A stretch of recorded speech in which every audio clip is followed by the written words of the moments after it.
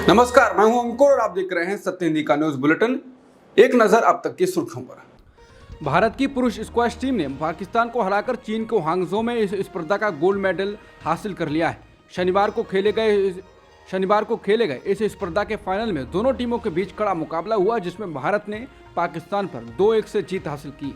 वहीं Asian games की hockey प्रतिस्पर्धा में भारत ने पाकिस्तान को 10-2 के रिकॉर्ड अंतर से हराकर सेमीफाइनल में जगह बना ली है। ये पहला मौका है जब भारत और पाकिस्तान के बीच खेले गए हॉकी मैच में किसी भी टीम ने 10 गोल दागे हों। भारत अपने पूल के सभी चारों मैच जीतकर सेमीफाइनल में पहुंचा है। शानदार फॉर्म में चली भारतीय टीम ने इस टूर्नामेंट में अब तक रिकॉर्ड 46 गोल किए हैं। इसरो ने आदित्य L1 को लेकर शनिवार को एक अपडेट किया है। इसमें बताया है कि भारत का ये सूर्य अभियान अब तक धरती से रिकॉर्ड 9.2 लाख किलोमीटर की दूरी तय कर चुका है। इसरो ने बताया कि अब आदित्य L1 पृथ्वी के प्रभाव से बाहर निकल चुका है। साथ ही ये भी बताया कि ये केवल दूसरा ऐसा मौका है जब इसरो का कोई अभियान पृथ्वी के प्रभाव क्षेत्र से बाहर निकला है। पहली बार ऐसा मंगल ऑर्बिटर मिशन के दौरान किया गया था। अब आदित्य L1 सूर्य और पृथ्वी के लैंग्रेज पॉइंट 1 की ओर जा रहा है। रिजर्व बैंक ऑफ इंडिया ने 2000 रुपए के नोट बदलने की डेडलाइन बढ़ा दी है। आप इसे अब 7 अक्टूबर तक बदल सकेंगे। इससे पहले ये डेडलाइन आज यानी 30 सितंबर को खत्म हो रही थी। आरबीआई ने 19 मई 2023 को 2000 रुपए के नोट चलन से वापस लिए जाने की घोषणा की थी। पूर्व प्रधानमंत्री HD देवेगौड़ा ने उस वजह के बारे में बताया है जिसकी वजह से वो बीजेपी के साथ गए। इंडियन एक्सप्रेस के साथ विशेष बातचीत में उन्होंने बताया कि पीएम मोदी के साथ उनके दोस्ताना ताल्लुकात किसी जमाने से हैं, लेकिन वो अभी बीजेपी के साथ इस वजह से हैं क्योंकि कांग्रेस उनको खत्म करने पर तुली है। कांग्रेस के नेताओं की वजह से ही उनको बीजेपी विरोधी गठबंधन में शामिल नहीं किया गया। देवेगौड़ा का कहना है कि वो नीतीश के टच में 2022 से थे। दोनों के बीच बीजेपी विरोधी मोर्चे को लेकर बात चली थी। जनता फेडरल फ्रंट बनाने को लेकर नीतीश से बात हुई थी। मैं इस बात के लिए तैयार था कि नीतीश देश के प्रधानमंत्री बने। हमारी कोशिश होगी कि जो गठबंधन बना है वो 2024 के चुनाव में विजयी होकर सामने आए। हमने कई दौर की बातचीत के बाद माना था कि 2024 के चुनाव के लिए एक मोर्चा होना जरूरी है। उन्होंने कहा कि इस वजह से भी बात नहीं बनी कि नीतीश चाहते थे कि मेरी पार्टी उनके मोर्चे में विलय कर ले। मैं इसके लिए मन बना रहा था। बातचीत ठीक ठाक थी, लेकिन मेरी शर्त थी कि कर्नाटक विधानसभा से पहले ऐसी किसी बात पर अमल नहीं हो पाएगा। सब कुछ ठीक चल रहा था, पर जैसे कर्नाटक चुनाव खत्म हुआ मेरे साथ बातचीत तक बंद कर दी गई। सलूक इस तरह से किया गया कि पटना बैठक में बुलाया तक नहीं गया। देवेगौड़ा का कहना है कि कांग्रेस जिस तरह की राजनीति कर रही है वो समझ से परे है। कांग्रेस के दबाव के चलते ही भाजपा विरोधी इंडिया की मीटिंग में हमें नहीं बुलाया गया। वो कहते हैं कि कांग्रेस के कुछ ऐसे नेता उनके खिलाफ हैं जो उनसे राजनीति का ककारा सीख कर गए थे। देवेगौड़ा ने इंडियन एक्सप्रेस से बातचीत में माना कि सिद्धारमैया उनके खिलाफ थे। इसी वजह से राहुल गांधी उनसे किनारा करते हैं। वो राहुल को बड़ा नेता बताते हैं, पर कांग्रेस जवाब तक नहीं देती।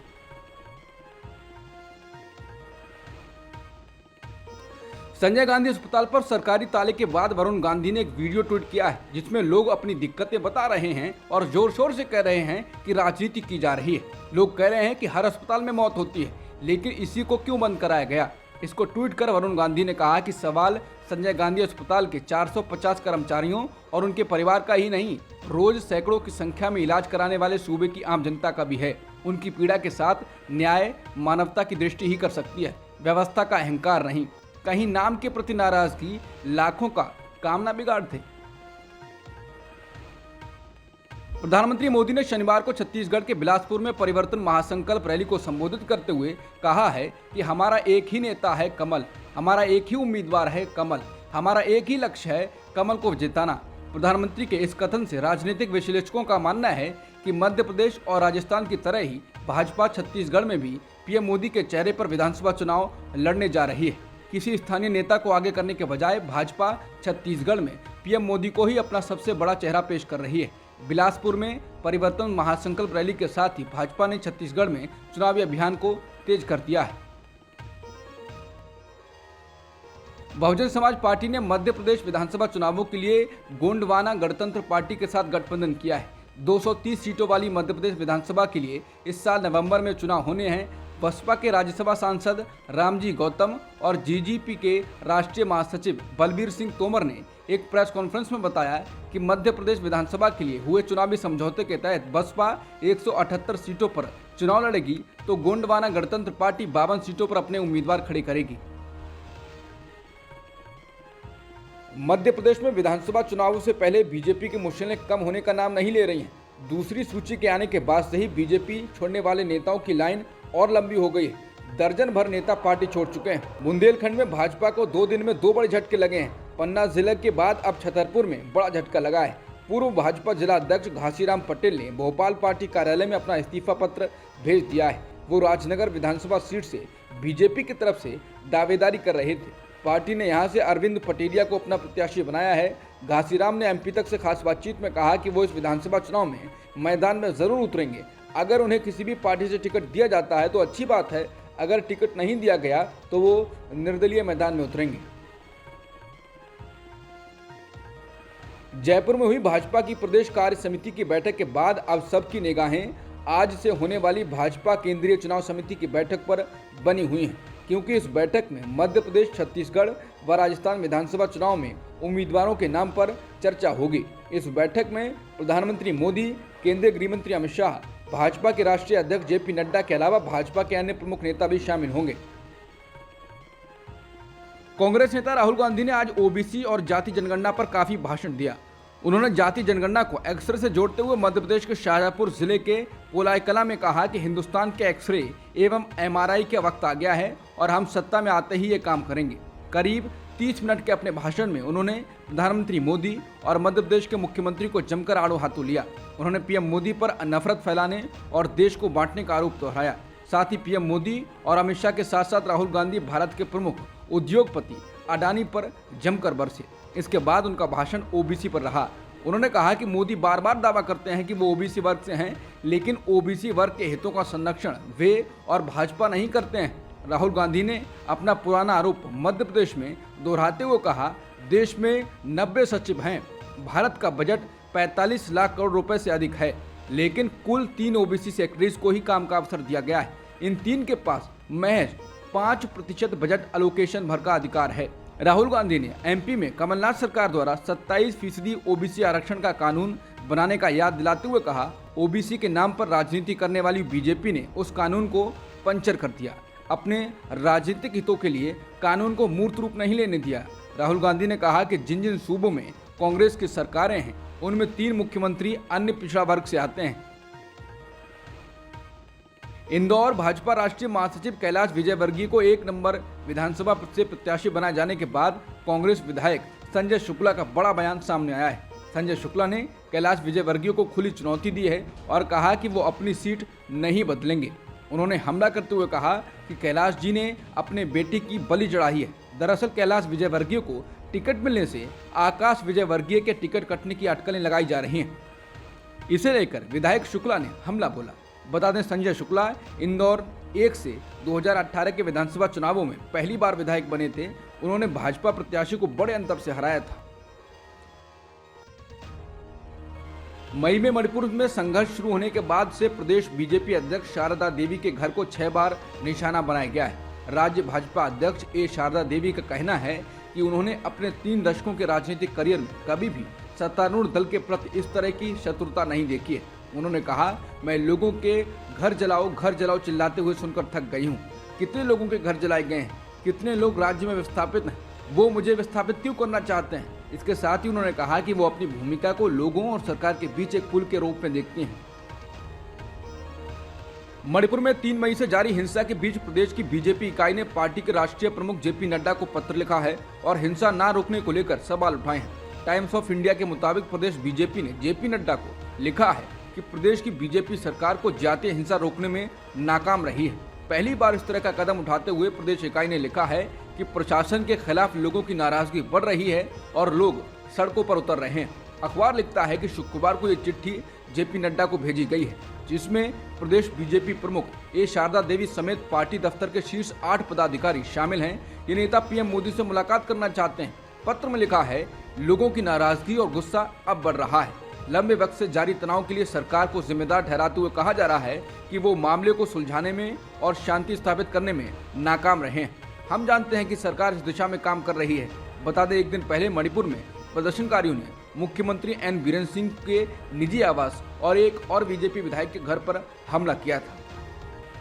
जनसत्ता की रिपोर्ट के अनुसार परिवहन मंत्री नितिन गडकरी ने 2024 में होने वाले लोकसभा चुनावों को लेकर कहा है कि चुनाव के लिए उनकी तरफ से ना तो कोई बैनर लगाया जाएगा और ना ही कोई पोस्टर।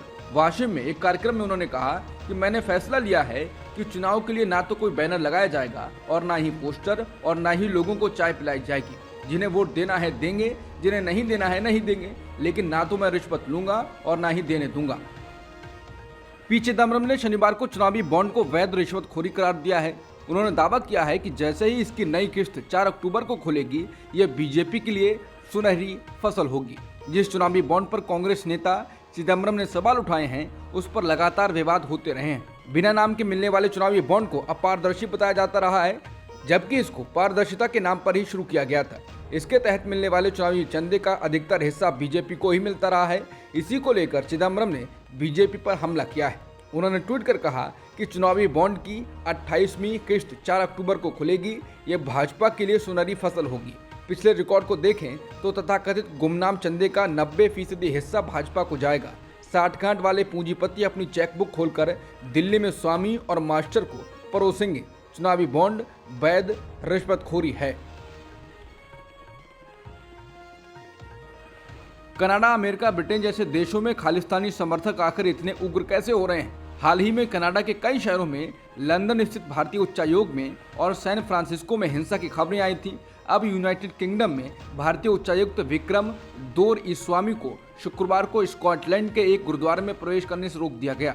इंडिया टुडे की रिपोर्ट के अनुसार दोरईस्वामी को कट्टरपंथी ब्रिटिश सिख कार्यकर्ताओं के एक समूह ने रोक दिया, जिन्होंने उनसे कहा कि उनका स्वागत नहीं है।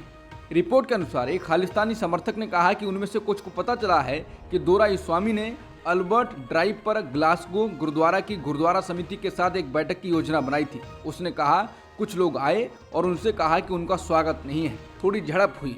खालिस्तान समर्थक ने कहा कि हम यूके भारत की मिलीभगत से तंग आ चुके हैं। हरदीप सिंह निज्जर की हत्या के बाद से हालिया तनाव के कारण ब्रिटिश सिखों को निशाना बनाया जा रहा है। केंद्रीय मंत्री वीके सिंह ने पाक अधिकृत कश्मीर यानी पीओके को लेकर पाकिस्तान पर निशाना साधा है। वीके सिंह के अनुसार जिस तरह से पाकिस्तान में चीजें चल रही हैं, उससे वहां विभिन्न ताकतें अपने ही लोगों के खिलाफ खड़ी हो गई हैं। एएनआई से बात करते हुए उन्होंने कहा, बहुत बड़ा मंथन हो रहा है। मुझे एहसास है कि ये क्षेत्र यानी पीओके, जो कि पाकिस्तान के द्वारा बल प्रयोग करके और फिर संयुक्त राष्ट्र की भागीदारी के कारण अर्धस्थायी हो गया, अपने आप हमारे पास वापस आ जाएगा। इससे पहले भी केंद्रीय मंत्री वीके सिंह ने पीओके के मुद्दे पर पाकिस्तान को घेरा था। बता दें, बीते दिनों उन्होंने कहा था कि इंतजार करिए, पीओके खुद ही भारत में शामिल हो जाएगा। Telecom service company Vodafone idea पर ट्राई ने 1 करोड़ रुपए का जुर्माना लगाया है। वोडाफोन आइडिया लिमिटेड ने एक रेगुलेटरी फाइलिंग में इसकी जानकारी दी है। कंपनी पर यह जुर्माना telecom regulatory authority of India यानी ट्राई ने अनचाही कॉल और एसएमएस पर रोक लगा पाने में नाकाम होने पर लगाया है। एशियन गेम्स में रोहन बोपन्ना और ऋतुजा भोसले की जोड़ी ने मिक्स्ड डबल्स में गोल्ड मेडल जीता है। यह टेनिस से भारत का दूसरा पदक है।